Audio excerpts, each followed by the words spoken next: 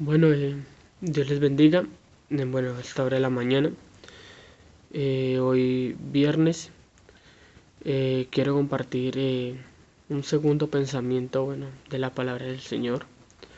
Ya lo había subido pues a este canal de YouTube, un primer pensamiento.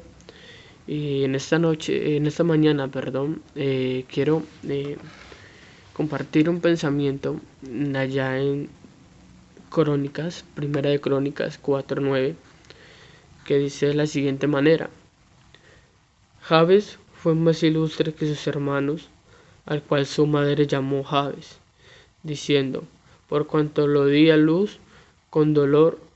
Invocó Jabes, el versículo 10, invocó Jabes al Dios de Israel, diciendo: te ruego que me des tu bendición, que ensanches mi territorio, que tu mano esté conmigo y que me libres del mal, para que no me dañe.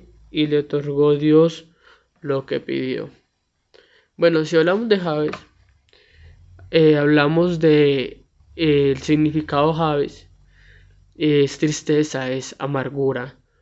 Vemos de que en el versículo 9 dice que su madre dice que lo dio a luz con dolor. Dice que su madre, bueno, el nacimiento de Jabes le causó dolor, le causó amargura, por eso le coloca este nombre. Y podemos de pronto pensar de que la vida de Jabes fue una vida desagradable, una vida miserable. De pronto Jabes en su momento se sintió inútil, se sintió que no servía, que estaba en la vida sin ningún propósito.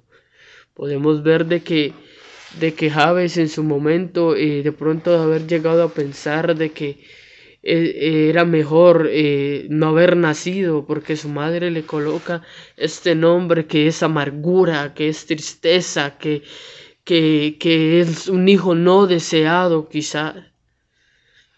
Y de pronto la Biblia, bueno, no lo estipula, pero yo pienso de que de pronto fue algo que no estaba planeado en los planes de la madre de Jabes.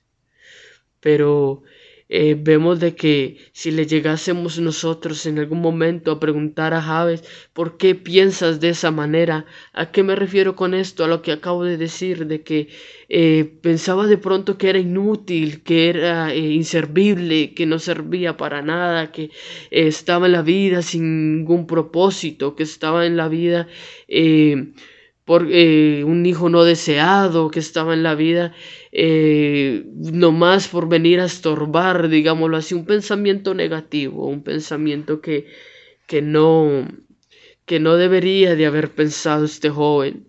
Y que llegan momentos en que en la vida de los jóvenes o adolescentes se llega a pensar esto.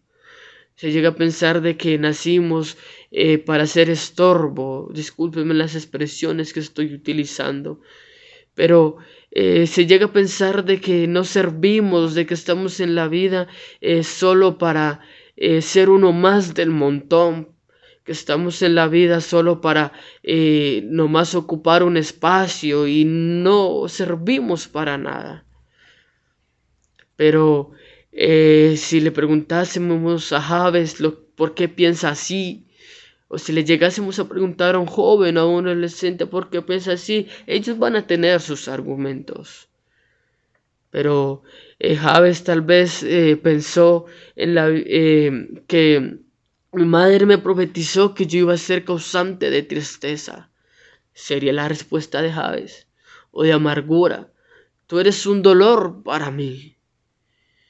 O sea, la propia madre de Javes expresarse así, digámoslo así, de su propio hijo. Eso os daría tristeza, y hay muchos jóvenes y adolescentes que pasan por esto, que aún sus padres le dicen: ustedes son un inútil, ustedes son, nosotros nos te planeamos, ¿por qué no eres como tu hermano? ¿Por qué no eres como X, como o Y persona? Y quizás los jóvenes toman todo esto, y por eso hay mucha homicidio, o sea, mucho daño personal. Por eso muchos jóvenes y adolescentes se quieren quitar la vida, porque aún sus seres queridos, que son los que deberían de apoyarle, no le apoyan.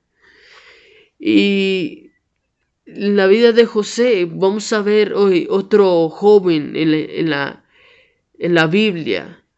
En la vida de José, sus hermanos le despreciaban por ser el favorito de Jacob. Recordemos que en la vida de José, Jacob le regalaba una túnica a José.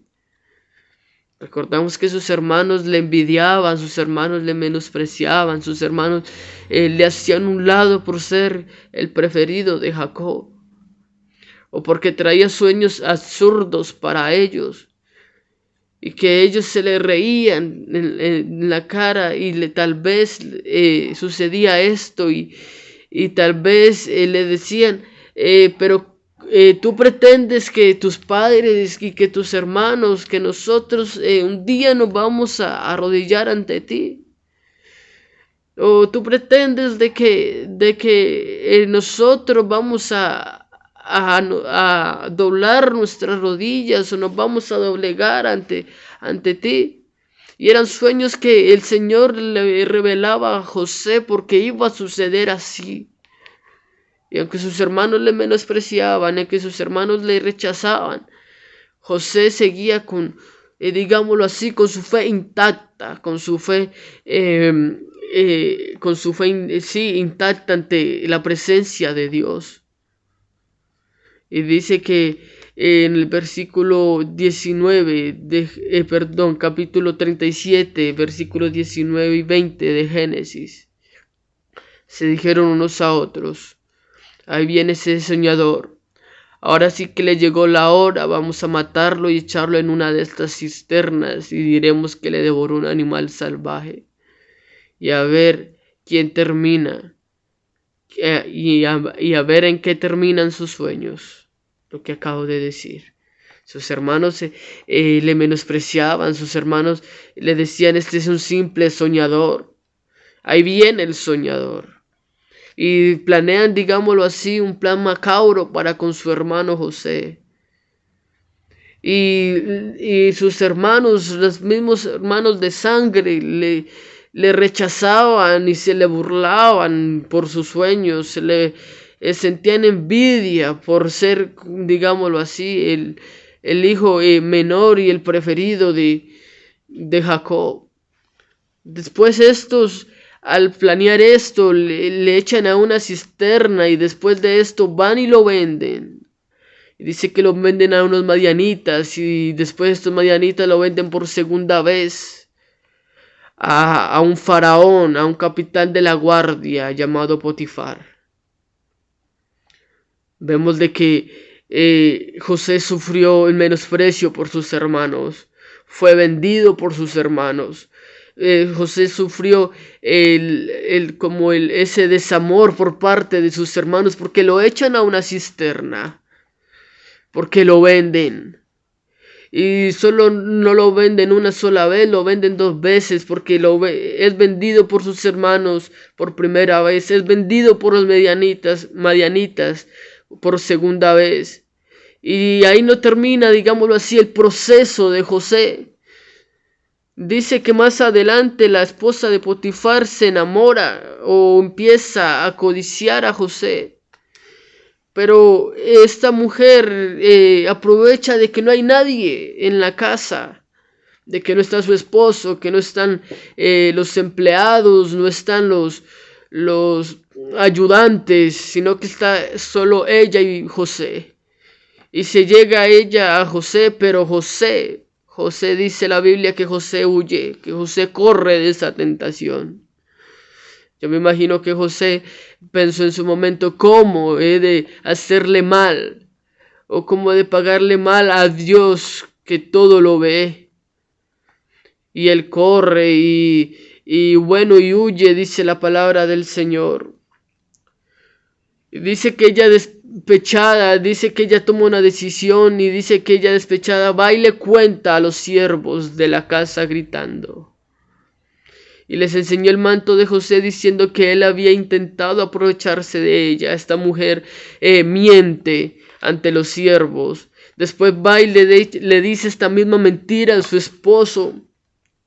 Y este señor llamado Potifar llega y toma una decisión, le hace caso a esta mujer y toma una decisión y va y echa a José a la cárcel.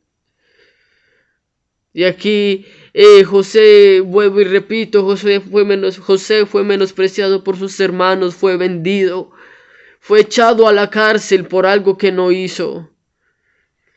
Fue calumniado por la esposa de Potifar. Y vemos de que José, siendo un joven, vivió un proceso que quizás muchos al vivirlo prefieren volverse atrás, prefieren no seguir en el proceso.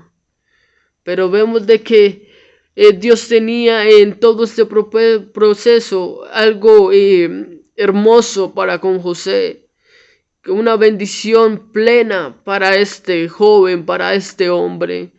Y vemos que el propósito de Dios en José se cumplió. Dice que más adelante la Biblia, José se convierte en un gobernador.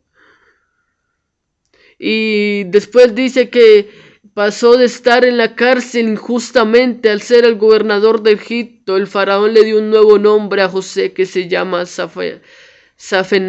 Sanappanea, y le dio una esposa, una mujer llamada Sena, hija de un sacerdote.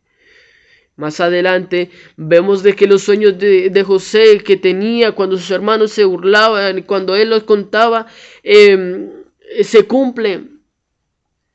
Vemos de que ese país sufrió una hambruna y tocó que ir los hermanos, la familia de José, trasladarse hacia la ciudad donde estaba José.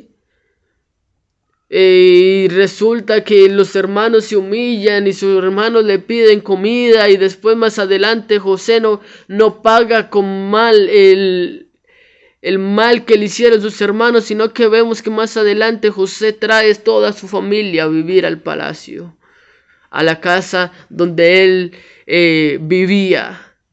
Y si volvemos a Jabes, al hombre que mencionábamos en Primera de Crónicas, vemos de que la palabra Jabes, habíamos dicho que era tristeza, dolor, amargura, era su significado eso.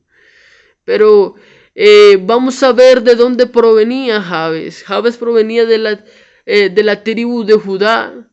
Judá, que proviene del verbo lejodot, que significa simplemente dar gracias. Pero en contexto más profundo del hebreo no solo significa dar gracias, sino que también significa alaba a Dios, Dios sea alabado.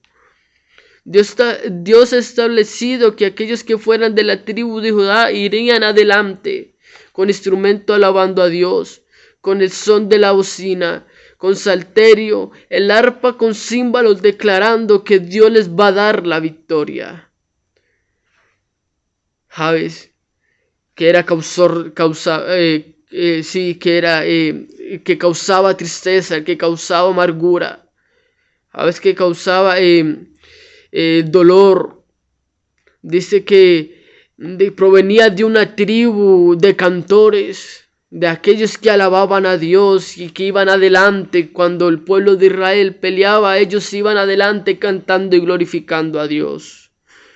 Y lo más hermoso es que ellos le daban gracias a Dios y decían: Dios sea alabado. Si vemos otro hombre que provenía de la tribu de Judá, era el rey David. Él era el salmista y era descendiente de la tribu de Judá. Aquel que escribió: bendeciré a Jehová en todo tiempo, su alabanza estará de continuo en mi boca. Vosotros sois hijos del Dios viviente. Pablo y Silas, estando en la cárcel, empezaron con sus manos, con sus pies atados, con todo su cuerpo golpeado, con todo su cabeza, todo su cuerpo desfigurado, digámoslo así. porque dice la Biblia que los azotaron, que los golpearon. Y Pablo ya venía antes de que sucediera esto, ya lo habían golpeado, ya lo habían echado de la ciudad, ya había sufrido los golpes del pueblo. Pero vemos de que Pablo y Silas vuelven y Pablo vuelve y recibe golpes por causa de la predicación de la palabra, por causa de haber echado un espíritu de adivinación de una mujer. Y vemos de que todo esto dice la Biblia que es necesario padecer por su nombre, o sea, es necesario padecer por la palabra de Dios. Y vemos de que estos hombres encarcelados dice que los llevan allá a lo más remoto de la cárcel, allá a la última cárcel, por allá escondidos, allá en la última habitación. Y dicen que ellos golpeados y les atan los pies, les atan las manos, pero lo único que no le ataron fueron la boca. Y dice la Biblia que ellos empezaron a orar y a cantar. No sé qué canción han de haber cantado en ese momento, pero yo me imagino que hay una canción que me gusta mucho. Yo me imagino que me los imagino a ellos cantando la sola presencia de Cristo Jesús. Y la sola presencia de Cristo Jesús hizo de que la cárcel temblara, de que las cadenas fueran rotas, de que los presos fueran libres y de que estos hombres pudieran llevar testimonio de la presencia de Dios en esa cárcel. Pablo sufrió golpes, sufrió burlas, sufrió el menosprecio de la sociedad. José sufrió el menosprecio y la burla de sus hermanos. Javes tuvo que de pronto crecer con esa dolor, con esa tristeza, porque su madre le puso eso, le profetizó eso en su vida. Pero vemos de que cada uno de estos hombres ya mencionados tuvo un final, un objetivo después de todo este proceso, que fue una bendición para sus vidas después de haber vivido todo esto. Y aquí en qué quiero concluir con todo esto ya mencionado, de que nosotros nacimos con un propósito. Y que la alabanza a Dios es el que cambia las cosas. De que es Dios en nosotros el que nos permite vivir cada proceso para después colocarnos arriba, para que más adelante nosotros seamos glorificados en su nombre. Hablando Jehová con el profeta Ananías, le dice: ve y úngelo. Ve y ora por él, porque es que instrumento útil me es este. Y que a este le es necesario padecer por mi nombre. Hablando de Pablo, y Pablo sí padeció por causa del nombre del Señor Jesús. Pero vemos algo y lo tenemos algo muy en claro, y es que cada proceso, cada situación que vivía Pablo, cada vez que lo golpeaban, cada vez que sufría el menosprecio, la burla, veíamos de que Pablo cada vez miraba la gloria de Dios. Mirábamos de que Pablo cada vez se glorificaba en Dios. Pablo no era de esos misioneros que sufrían el primer proceso y se echaban para atrás, no. Yo vi a Pablo revestido de la presencia del Señor. Aunque lo golpearan, aunque se le burlaran y aunque le hicieran mil y mil cosas a su cuerpo y a su vida, él le daba la gloria de Dios, a Dios, y él predicaba con amor y compasión. De que muchas veces es necesario, y sí, la misma palabra lo dice, padecer por causa del nombre del Señor. De que no creamos, no pensemos que en esta vida estamos sin propósito. No, sí tenemos un propósito, y ese propósito está en nuestro Dios. de que si nuestros padres, dijo el salmista, aunque mi padre y mi madre me dejaren, con todo eso Jehová me recogerá. Con todo eso Jehová nos ama, con todo eso Jehová nos abriga con su presencia. Con todo eso el Señor Jesucristo nos dice: yo te amo con amor eterno, porque te he amado con amor eterno. Hay mujeres también en la Biblia, como la reina Esther, que se dedicaban a la oración, se dedicaban a escuchar al pueblo y a abogar por el pueblo. Nosotros como jóvenes, nosotros como hijos de Dios, nosotros hemos nacido con un propósito. Y ese propósito Dios empezó a ejercerlo en nosotros desde el primer momento en que Él nos llamó. Desde el primer momento en que Él nos escogió para que vengamos a ser parte de su redil, para que vengamos a ser parte de su rebaño.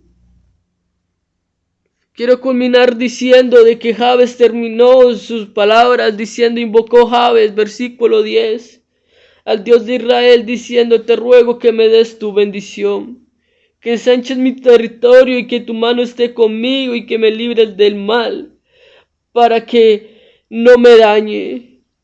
Pero hay algo que Jabes sí tenía muy en cuenta, y decíamos de que Jabes proviene de la tribu de Judá.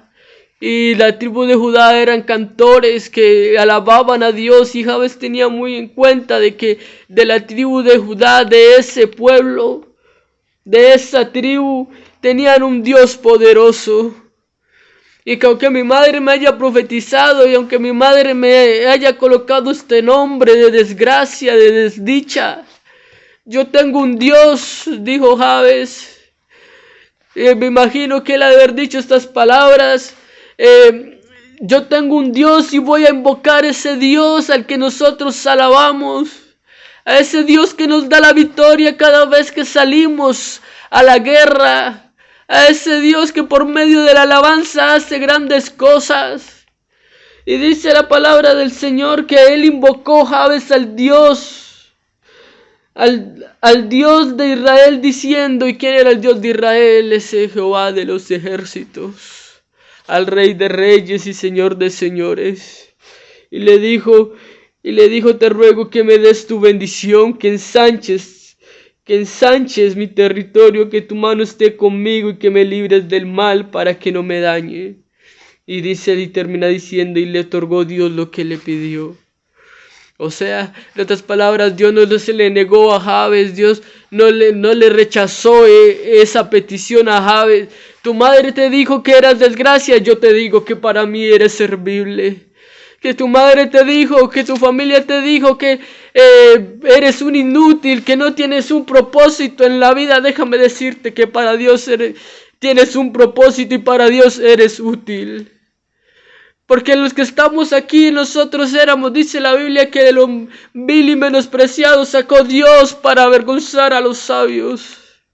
Nosotros éramos eso en el mundo, pero de allá nos sacó a nosotros para que nos revistamos de su presencia y transmitamos este mensaje de salvación y avergoncemos por medio de esta palabra que es sabia a muchos que se creen sabios allá en el mundo. A muchos que se dicen que son científicos, pero que no saben nada. Porque esos científicos quieren de pronto, inventar o hacer cosas que de pronto quieran quitar la existencia de Dios.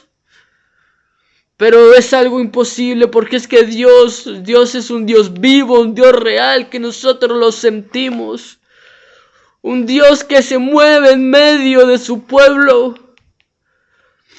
Un Dios que en medio de la alabanza, en medio de un cántico que salga del corazón, de lo más profundo del corazón, ahí Él se manifiesta. o de allá de esa humilde oración, no importando cómo te vistas, no importando si tienes dinero, si tienes lujos, a Él no le importa eso, a Él lo que le importa es un corazón contrito y humillado. De que decía un pastor en estos días, yo les he aconsejado a los jóvenes de alabanza que el 50% del culto son cánticos para Dios y el otro 50% es la exposición de esta palabra gloriosa. De que para todo esto nosotros debemos de estar dispuestos a buscar el rostro de Dios. De que cuando nos sintamos inútiles, que aunque la sociedad nos diga perdedores, nosotros somos más que vencedores, nosotros somos ganadores para con Dios. De que yo no estoy anunciando un Dios pegado en la pared, un Dios que es hecho por manos de hombres, no un Dios que se siente. Un Dios que te dice, ven, ven, ven, ven, porque yo tengo un propósito para contigo. Ven porque es que yo te he escogido para que me seas instrumento útil. Para que seas un vaso escogido por Dios. De que Él a nosotros nos brinda ese amor para que le transmitamos a esos jóvenes que se están perdiendo y que se sienten que no sirven para nada, que se sentían como aves en su momento. Yo quiero terminar diciendo de que nosotros somos más que vencedores por medio de aquel que nos amó.